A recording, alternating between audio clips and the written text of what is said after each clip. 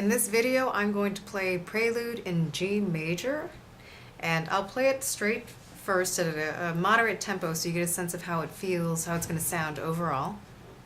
1, 2, 3, 4.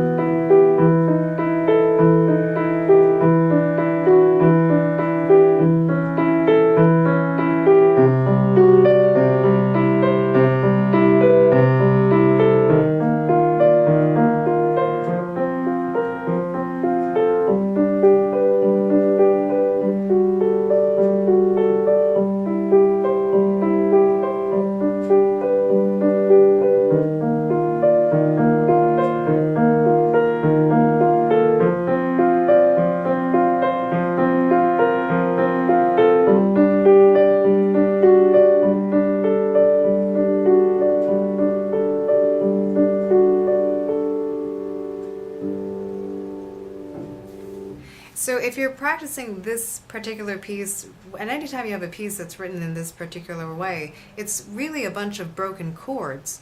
And a smart thing to do would simply be to block all the notes together in measure 1, same chord, measure 2, same chord twice, measure 3 is the same chord that you repeat. Now measure 4, you have a G chord on the first and second beat, G, D, G, B, but there's a slight change in the second half of the measure. Now you have an F sharp in the bass, and that's really leading you to the E minor chord there. So be careful as you're playing this and don't fall into the trap of assuming it's the same chord twice.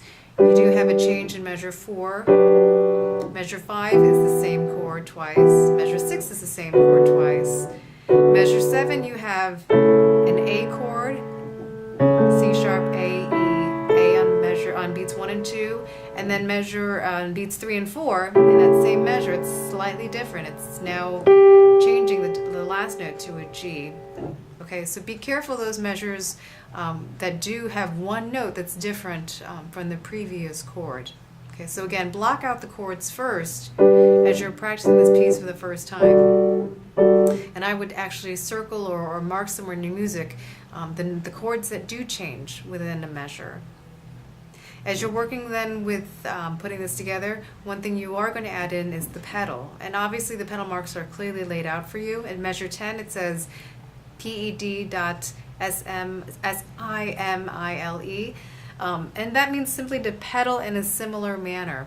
So basically you're going to pedal every time you have a chord change, okay?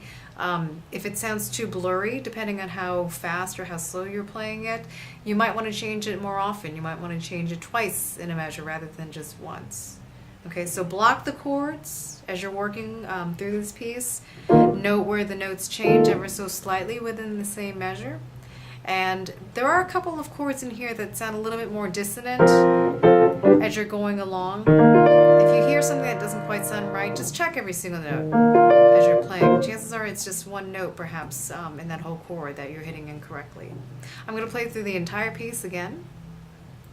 1, 2, and 3, and 4, and...